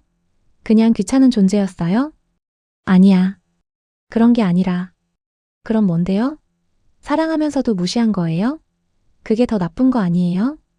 아빠는 대답하지 못했어요. 맞는 말이었으니까요. 저는 일어섰어요. 이제 갈게요. 기다려. 아직 할 말이 있어. 더 들을 필요 없어요. 충분히 들었어요. 아니야. 이건 꼭 알아야 해. 아빠가 서재로 가더니 낡은 상자를 하나 가져왔어요. 이것 좀 봐. 상자를 열었어요. 안에는 제 물건들이 가득했어요. 어렸을 때 그린 그림들, 상장들, 학교에서 받은 편지들. 이게 뭐예요? 네가 버린 줄 알았던 것들. 사실 엄마가 다 모아뒀어. 몰래. 저는 믿을 수 없었어요. 상장들을 들춰봤어요. 제가 초등학교 때 받았던 것부터 고등학교 때까지 전부 있었어요. 그림도 있었어요. 냉장고에 붙이지 않았던 그 그림들이요. 엄마가 왜? 미안해서였나 봐. 표현은 못했지만 버릴 수는 없었던 거지. 네가 소중했으니까. 저는 상자를 내려다봤어요. 수십 년의 기록이 담겨 있었어요. 엄마가 몰래 간직했던 제 흔적들이요. 여기 일기장도 있어. 아빠가 작은 공책을 꺼냈어요. 엄마가 쓴 거야. 내 이야기만 담겨 있어. 일기장을 펼쳤어요. 엄마의 글씨가 빼곡했어요. 오늘 막내가 학교에서 상을 받았다. 기뻐했으면 좋겠는데 내가 제대로 축하해주지 못했다. 미안하다. 정말 미안하다. 다음 페이지도 읽었어요. 막내가 오늘 밥을 안 먹었다. 내가 뭐라고 한 것도 아닌데 표정이 안 좋았다. 내 탓인가? 분명 내 탓이다. 어떻게 해야 할지 모르겠다. 페이지를 넘기면서 계속 읽었어요. 매일매일 저에 대한 기록이었어요. 엄마가 얼마나 괴로워했는지, 얼마나 미안해했는지가 고스란히 담겨 있었죠. 엄마는 날마다 이걸 썼어요? 응. 몇 년 동안. 읽어보니까 엄마도 힘들었나 봐. 너를 사랑하는데 표현을 못하니까. 저는 눈물이 났어요. 이 모든 게 진짜였어요. 엄마는 정말로 저를 생각했고 괴로워했고 후회했던 거예요. 그런데 왜 말하지 못했을까요? 왜 직접 안아주지 못했을까요? 겁이 많았나 봐. 엄마도. 아빠가 말했어요. 네가 거절할까 봐, 더 멀어질까 봐. 그래서 혼자 끙끙 앓았던 거지. 저는 상자를 덮었어요. 왜 이제 보여주는 거예요? 엄마가 말했어. 네가 오면 보여주라고. 엄마가 너를 정말 사랑했다는 걸 알려달라고. 그날 밤 집에 돌아와서 배우자에게 모든 걸 말했어요. 상자 이야기, 일기장 이야기, 아빠와의 대화까지요. 배우자는 조용히 들어주었어요. 어떻게 생각해? 모르겠어. 엄마가 진심이었다는 건 이제 확실해. 근데 그게 다 용서할 이유가 되나? 용서는 네가 결정할 일이야. 근데 적어도 엄마가 너를 사랑했다는 건 의심하지 않아도 될 것 같아. 저는 천장을 바라봤어요. 복잡한 마음이었어요. 화도 나고 슬프기도 하고 안타깝기도 했어요. 다음 날 다시 요양병원으로 갔어요. 엄마는 침대에 앉아 계셨어요. 예전보다 조금 나아 보였죠. 저를 보고 웃으셨어요. 왔구나. 네. 어제 아빠한테 상자 받았어요. 엄마의 표정이 굳어졌어요. 봤니? 네. 다 봤어요. 일기장도요. 엄마는 얼굴을 가렸어요. 창피해, 정말 창피해. 왜요? 엄마가 너무 한심하잖아. 사랑한다면서 표현도 못하고 그냥 숨기기만 하고. 저는 침대 옆에 앉았어요. 엄마, 물어볼 게 있어요. 뭐든 물어봐. 왜 직접 말하지 못했어요? 사랑한다고, 미안하다고. 엄마는 눈물을 흘렸어요. 무서웠어. 네가 안 받아줄 것 같았어. 이미 늦었다고 생각했고. 그럼 그냥 포기한 거예요? 아니야. 포기한 게 아니라 기다린 거야. 언젠가 네가 돌아올 날을. 돌아오긴요. 전 떠났는데. 알아. 내 잘못이 아니야. 다 엄마가 쫓아낸 거지. 엄마는 제 손을 잡았어요. 미안해. 엄마가 용기가 없었어.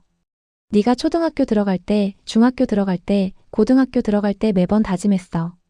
이제는 제대로 대해야지. 근데 매번 실패했어. 왜요?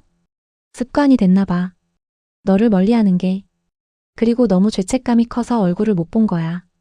내 눈을 보면 내가 한 짓이 생각나니까. 저는 엄마를 봤어요. 진심으로 고통스러워하고 있었어요. 20년 넘게요. 엄마도 힘들었겠네요. 당연하지. 근데 그게 변명이 되진 않아. 네가 더 힘들었을 테니까. 맞아요. 저 정말 힘들었어요. 알아, 미안해. 저는 한참을 말없이 앉아 있었어요. 그리고 조용히 말했어요. 엄마, 저 아직 용서는 못해요. 엄마가 고개를 끄덕였어요. 당연해. 당연하지. 근데 이해는 할게요. 엄마도 사람이고 실수했고 그걸 후회한다는 거. 고마워, 그것만으로도 고마워. 그리고 앞으로 가끔 올게요. 자주는 아니겠지만요. 엄마의 눈이 커졌어요. 정말? 네. 약속할게요. 엄마는 제 손을 두 손으로 감싸며 울었어요. 고마워, 정말 고마워, 너무 고마워. 저도 눈물이 났어요. 왜 이렇게 됐을까요? 진작에 이렇게 할 수 있었는데요. 왜 20년이나 걸린 걸까요? 그날 오후 형과 누나도 왔어요. 넷이서 병실에 앉아 이야기를 나눴어요. 예전처럼은 아니었지만 그래도 가족처럼 보였어요. 형이 말했어요. 동생아, 나도 정말 미안해. 형으로서 못났어. 알아요. 앞으로 잘할게. 진짜 형처럼 할게. 누나도 말했어요. 나도 미안해. 언니 자격이 없었어. 누나도 알아요. 용서 못해도 괜찮아. 대신 앞으로는 진짜 언니처럼 할게. 저는 두 사람을 봤어요. 진심으로 미안해하고 있었어요. 노력해봐요. 제가 지켜볼게요. 우리는 조금 웃었어요. 어색하지만 따뜻한 웃음이었죠. 엄마가 말했어요. 다들 여기 모여 있으니까 가족 같네. 원래 가족이잖아요. 제가 말했어요. 엄마가 놀란 표정으로 저를 봤어요. 가족이라고 인정해주는 거니? 아직은 모르겠어요. 근데 노력은 해볼게요. 다시 가족이 되는 거요. 엄마는 또 울었어요. 형과 누나도 울고 있었죠. 저도 눈물이 났어요. 우리는 모두 울면서 웃었습니다. 며칠 후 아빠한테서 전화가 왔어요. 엄마 상태가 안 좋아졌어. 빨리 와봐. 저는 급하게 병원으로 향했어요. 배우자도 함께요. 병실에 도착하니 의사 선생님이 나오고 계셨어요. 가족분이세요?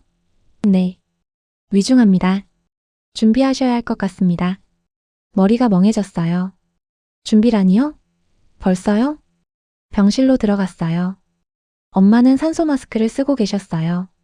숨소리가 거칠었죠. 형과 누나, 아빠가 둘러서 있었어요. 저는 엄마 곁으로 다가갔어요. 손을 잡았죠. 차갑고 약한 손이었어요. 엄마, 나왔어요. 엄마가 천천히 눈을 떴어요. 저를 보고 미소 지으려고 했어요. 왔구나. 네. 여기 있어요. 고마워 와줘서. 엄마의 목소리는 점점 작아졌어요. 숨쉬기가 힘든 것 같았죠. 엄마 말하지 마요. 쉬세요. 아니 할 말 있어. 나중에 해요. 지금은 쉬어야 해요. 안 돼 지금 해야 해. 엄마는 힘을 내어 말했어요. 사랑해 너를 정말 사랑해. 저도요 엄마. 제 입에서 자연스럽게 나온 말이었어요. 엄마의 눈에서 눈물이 흘렀어요. 정말? 네. 정말이에요. 고마워 이제 편하게 갈 수 있겠다. 아니요. 아직 가면 안 돼요. 우리 이제 시작인데요. 괜찮아 충분해 네가 용서해줘서 이해해줘서. 엄마는 제 손을 꽉 쥐었어요. 그리고 형과 누나, 아빠를 차례로 봤어요. 다들 행복해 서로 사랑하며 살아. 엄마. 미안했고 고마웠어 다들. 엄마의 손에서 힘이 빠졌어요. 눈을 감았죠. 기계 소리가 길게 울렸어요. 엄마. 의사와 간호사들이 달려왔어요. 응급처치를 시작했죠. 하지만 저는 알았어요. 엄마가 떠났다는 것을요. 형이 저를 안았어요. 누나도 울고 있었고 아빠는 무너져 내렸어요. 저는 그 안에서 조용히 울었습니다. 엄마는 결국 평화롭게 가셨어요. 마지막 순간 가족 모두가 곁에 있었죠. 그게 엄마가 원했던 거였을 거예요. 장례식장에는 많은 사람들이 왔어요. 엄마를 아는 친척들, 친구들, 이웃들. 모두 엄마를 좋은 사람이었다고 말했어요. 어떤 분이 저한테 말했어요. 엄마가 늘 당신 이야기를 하셨어요. 자랑스러운 딸이라고. 저는 놀랐어요. 정말요? 네. 자주 하셨어요. 딸이 얼마나 훌륭한지, 얼마나 자랑스러운지. 그 말을 듣고 눈물이 났어요. 엄마는 밖에서는 저를 자랑했던 거예요. 단지 제 앞에서만 표현하지 못했던 거였죠. 장례식이 끝나고 집으로 돌아왔어요. 배우자가 저를 안아주었어요. 울어도 돼. 참지 마. 저는 그제야 크게 울었어요. 슬퍼서 안타까워서 후회되어서 모든 감정이 뒤섞여 있었어요. 왜 이렇게 됐을까? 진작에 이야기할 수 있었는데. 그래도 마지막에는 화해했잖아. 그게 다행이야. 하지만 20년이 아까워. 맞아. 근데 마지막 몇 달이라도 제대로 된 모녀 관계를 가질 수 있었잖아. 그게 의미 있는 거야. 배우자의 말이 맞았어요. 비록 짧았지만 우리는 마지막에 진짜 엄마와 딸이 될 수 있었어요. 그게 위로가 됐습니다. 엄마가 떠나고 한 달이 지났어요. 삶은 계속됐지만 뭔가 달랐어요. 아침에 일어날 때마다 엄마 생각이 났고 밥을 먹을 때도 문득 엄마가 떠올랐죠. 이상했어요. 평생 거리를 두고 살았는데 없으니까 더 보고 싶었어요. 형한테서 전화가 왔어요. 동생아, 시간 되면 집에 한번 와봐. 엄마 유품 정리하려고 하는데 내가 가져갈 것도 있을 것 같아. 주말에 그 집으로 갔어요. 배우자와 함께요. 오랜만에 보는 집이었지만 이제는 낯설지 않았어요. 형과 누나, 아빠가 거실에 모여 있었죠. 왔구나. 아빠가 일어나 저를 안아주셨어요. 처음이었어요. 아빠가 먼저 안아주신 게요. 고마워. 와줘서. 당연하죠. 거실 한쪽에 상자들이 쌓여 있었어요. 엄마의 물건들이었죠. 옷, 책, 액세서리, 사진첩들. 평생의 흔적들이요. 누나가 말했어요. 엄마 방에 내 물건도 많더라. 같이 보자. 엄마 방으로 올라갔어요. 침대 위에 상자들이 놓여 있었죠. 하나를 열었어요. 제 어렸을 때 사진들이 가득했어요. 돌사진, 유치원 사진, 초등학교 입학 사진. 엄마가 따로 보관하셨어? 형이 고개를 끄덕였어요. 응. 다른 가족 사진이랑 섞어놓지 않고 따로 두셨어. 자주 보셨나 봐. 사진 한 장을 들었어요. 6살 생일날 사진이었어요. 케이크 앞에 앉아 웃고 있는 제 모습이요. 뒤에 엄마가 서 계셨는데 카메라를 보지 않고 저를 보고 계셨어요. 이 사진 기억나? 누나가 물었어요. 응. 기억나. 이날 엄마가 노래를 안 불러줬잖아. 엄마가 이 사진을 제일 아꼈어. 액자에 넣어서 침대 옆에 두고 주무셨거든. 저는 그 사진을 가슴에 안았어요. 엄마는 저를 바라보고 있었던 거예요. 제가 몰랐을 뿐이죠. 다른 상자도 열었어요. 제가 학교에서 만든 공예품들이 있었어요. 크리스마스 카드, 어버이날 카네이션, 손으로 만든 액자. 버려진 줄 알았던 것들이요. 엄마가 다 간직하셨네. 응. 하나도 안 버리셨어. 심지어 네가 초등학교 때 쓴 편지도 있어. 형이 작은 편지를 꺼냈어요. 삐뚤빼뚤한 글씨로 쓰여 있었죠. 엄마 사랑해요. 엄마가 최고예요. 제가 2학년 때 쓴 편지였어요. 이것도 보관하셨어? 당연하지. 엄마한테는 보물이었을 거야. 저는 편지를 읽으면서 울었어요.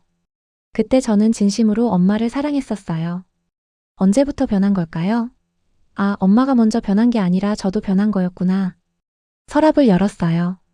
작은 상자가 하나 있었죠. 열어보니 목걸이가 들어 있었어요. 하트 모양의 펜던트였는데 뒤에 글씨가 새겨져 있었어요. 사랑하는 내 딸에게. 엄마가. 이거 언제 산 거예요? 누나가 봤어요. 아, 이거. 엄마가 내 20살 생일 때 샀어. 근데 줄 용기가 없어서 그냥 간직하셨대. 왜 안 주신 거예요? 엄마 말로는 네가 받아줄 것 같지 않았대. 거절당하는 게 무서웠나 봐. 저는 목걸이를 손에 쥐었어요. 이렇게 작은 선물 하나도 주지 못할 만큼 우리 사이는 멀어져 있었던 거예요. 내가 가져가도 돼요? 당연하지. 내 거야. 목걸이를 목에 걸었어요. 차가웠지만 곧 따뜻해졌어요. 마치 엄마가 안아주는 것 같았죠. 아래층으로 내려왔어요. 아빠가 두꺼운 봉투를 건네셨어요. 이것도 내 거야. 뭔데요? 열어봐. 봉투를 열었어요. 통장이 들어 있었어요. 제 이름으로 된 통장이었죠. 잔액을 보고 놀랐어요. 몇 천만 원이 들어 있었거든요. 이게 뭐예요? 엄마가 내 이름으로 저축해 둔 거야. 네가 집을 나간 후부터 계속. 왜요? 혹시 네가 힘들 때 쓰라고. 결혼할 때, 집 장만할 때, 아이 낳을 때. 언제든 필요하면 쓰라고 준비해 두신 거야. 저는 통장을 보며 말문이 막혔어요. 엄마는 저를 생각하고 있었던 거예요. 멀리 있어도 연락이 없어도요. 엄마가 마지막에 남긴 말이 있어. 아빠가 편지 한 장을 꺼냈어요. 엄마의 마지막 편지였죠. 사랑하는 내 딸에게. 엄마가 떠나고 나면 이 편지를 읽게 되겠지. 미안해. 엄마는 평생 내게 미안한 사람이야. 제대로 사랑해주지 못했고 제대로 엄마 노릇을 못했어. 근데 한 가지만은 알아줘. 엄마는 너를 정말 사랑했어. 서툴렀고 표현을 못했지만 매 순간 너를 생각했어. 네가 행복하길, 건강하길, 사랑받길 바랐어. 그리고 엄마를 용서하지 않아도 괜찮아. 다만 너 자신을 사랑하며 살아줘. 넌 사랑받을 자격이 있는 사람이니까. 엄마의 실수 때문에 네가 상처받지 않았으면 좋겠어. 넌 소중한 사람이야. 항상 그랬고 앞으로도 그럴 거야. 사랑해. 정말 정말 사랑해. 내 엄마가. 편지를 다 읽고 저는 주저앉았어요. 소리 내어 울었죠. 형이 저를 안아줬고 누나도 다가왔어요. 아빠도 옆에 앉으셨죠. 우리는 함께 울었습니다. 미안해, 동생아. 형이 말했어요. 나도 엄마처럼 서툴렀어. 형으로서 너를 지켜줬어야 했는데. 나도 미안해. 누나도 말했어요. 언니가 너무 못났어. 이제라도 제대로 할게. 나는 더 미안하다. 아빠가 말했어요. 아빠로서 최악이었어. 근데 이제라도 고치고 싶어. 제대로 된 아빠가 되고 싶어. 저는 세 사람을 봤어요. 모두 진심으로 미안해하고 있었어요. 변명하지 않고 있는 그대로 인정하고 있었죠. 저도 미안해요. 저도 서툴렀어요. 좀 더 용기 내서 말할 걸 그랬어요. 내 잘못이 아니야.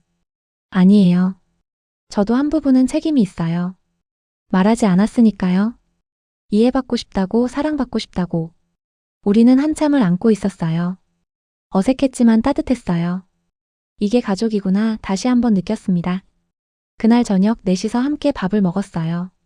엄마가 자주 해주시던 음식들을 만들었죠. 아빠가 요리하셨어요. 서툴렀지만 정성이 느껴졌어요. 엄마 손맛은 아니지만 그래도 먹어봐. 맛있어요, 아빠. 정말이었어요. 맛있었어요.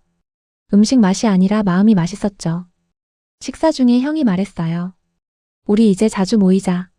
한 달에 한 번씩이라도. 좋아. 나도 찬성. 누나도 고개를 끄덕였어요.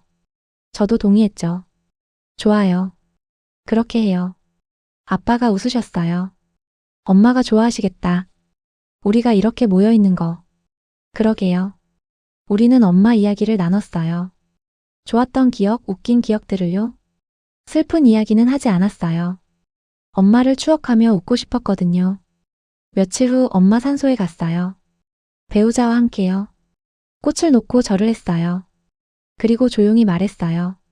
엄마, 나예요. 잘 지내고 있어요. 걱정하지 마세요. 형이랑 누나, 아빠랑도 자주 만나기로 했어요. 가족으로 다시 시작하려고요. 늦었지만 그래도 할 수 있을 것 같아요. 바람이 살짝 불었어요. 마치 엄마가 대답하는 것 같았죠.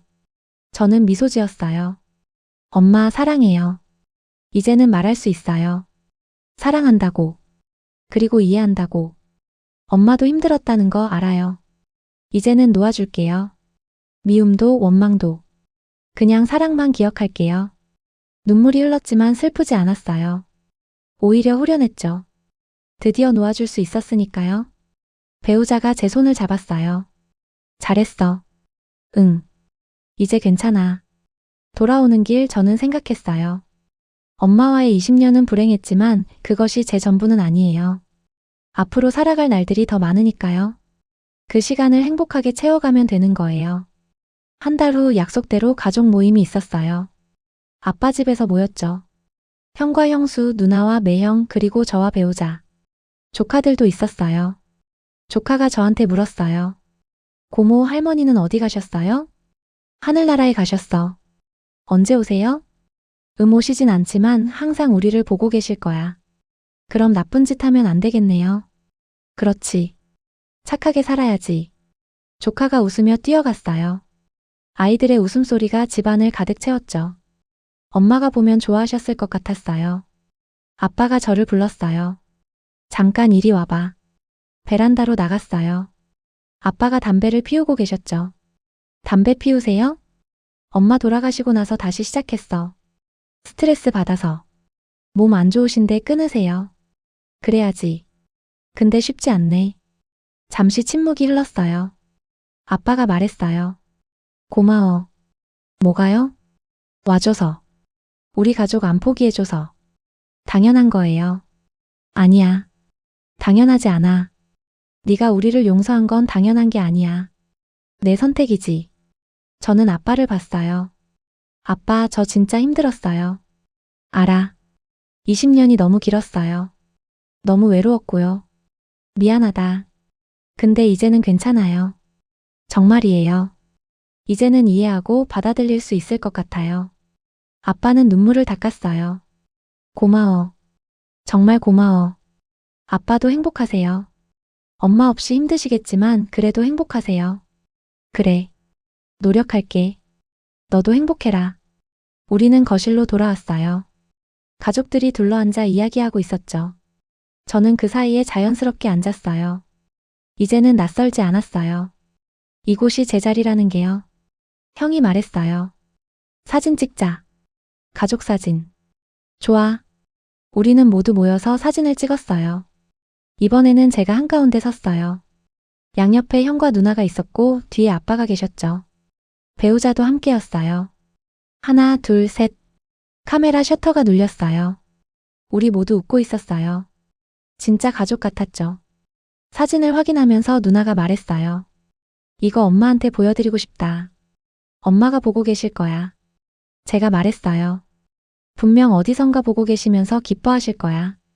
그날 밤 집에 돌아와서 배우자에게 말했어요. 오늘 행복했어. 다행이다. 진짜로. 오랜만에 가족이라는 게 느껴졌어. 배우자가 저를 안아줬어요. 앞으로도 계속 행복했으면 좋겠어. 응.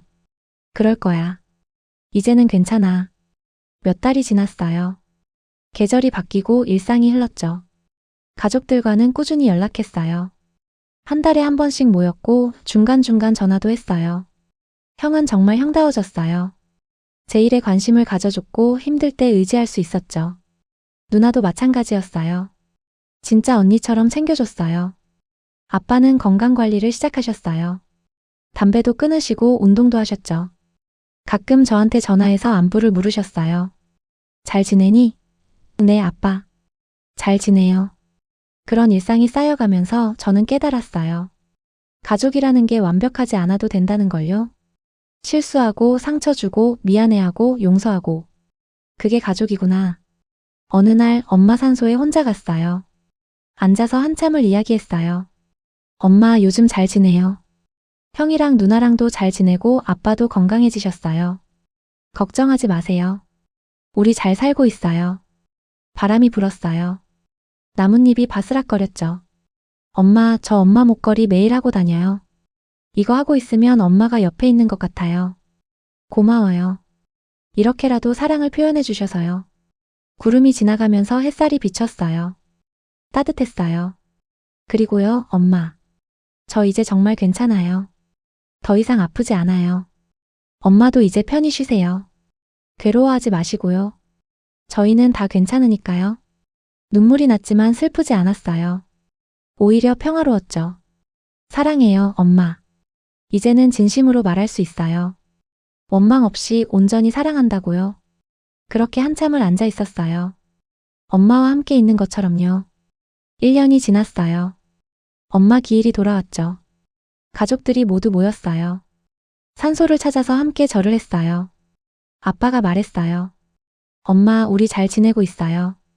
아이들이 서로 챙기고 자주 만나고 있어요. 당신이 바라던 대로요. 형이 말했어요. 엄마, 저도 이제 좋은 형이 되려고 노력하고 있어요. 동생한테 잘해주고 있어요. 누나가 말했어요. 엄마, 저도 언니답게 살려고 해요. 동생 많이 아껴주고 있어요. 제 차례였어요. 엄마, 저는 행복해요. 정말로요. 엄마가 걱정하셨던 것처럼 상처받지 않고 잘 살고 있어요. 그러니까 편히 쉬세요. 우리는 함께 묵념했어요. 각자의 마음으로 엄마를 기억하면서요. 돌아오는 차 안에서 형이 말했어요. 우리 잘하고 있는 거 맞지? 맞아요. 제가 대답했어요. 우리 잘하고 있어요. 엄마도 기뻐하실 거예요. 그래. 그럼 됐다. 집에 도착해서 배우자에게 말했어요. 오늘 평화로웠어. 다행이다. 응. 이제 정말 끝난 것 같아. 아니, 끝이 아니라 새로운 시작인 것 같아. 배우자가 웃으며 말했어요. 맞아. 새로운 시작이야. 그날 밤 저는 엄마의 편지들을 다시 꺼내 읽었어요. 이번에는 울지 않았어요. 그냥 미소 지었죠. 엄마의 사랑이 느껴졌거든요. 마지막 페이지를 넘기는데 쪽지가 하나 떨어졌어요. 작은 글씨로 쓰여 있었죠. 네가 이 편지를 읽을 때쯤이면 엄마는 없겠지. 근데 괜찮아. 엄마는 네가 행복하길 바랐고 그게 이루어진다면 그걸로 충분해. 사랑해, 내 딸. 항상 사랑했고 영원히 사랑할 거야. 저는 그 쪽지를 가슴에 안았어요. 그리고 조용히 말했어요. 저도 사랑해요, 엄마. 이제는 정말로요. 창밖을 보니 별이 반짝이고 있었어요. 그 중에 하나가 유난히 밝게 빛났죠. 엄마인 것 같았어요. 저는 그 별을 보며 손을 흔들었어요. 그리고 웃었습니다. 이제는 괜찮았어요. 정말로요. 가족이란 완벽하지 않아도 괜찮습니다. 실수하고 상처 주고 그래도 다시 일어서는 것. 그게 가족이니까요. 20년의 상처는 쉽게 아물지 않았지만 이해와 용서는 가능했습니다. 그리고 그것만으로도 충분했죠. 엄마는 서툴렀지만 사랑했고 저는 아팠지만 용서했습니다. 우리는 늦었지만 진짜 가족이 될 수 있었어요. 모든 사랑은 완벽하지 않습니다. 하지만 그 불완전함 속에서도 진심은 전해지니까요. 그리고 그 진심이 결국 우리를 이어주니까요. 지금도 어딘가에서 같은 고통을 겪고 있을 누군가에게 전합니다. 당신은 사랑받을 자격이 있습니다. 그리고 당신의 상처는 당신 잘못이 아닙니다. 언젠가 이해할 날이 올 거예요. 그때까지 당신 자신을 사랑하며 살아가세요.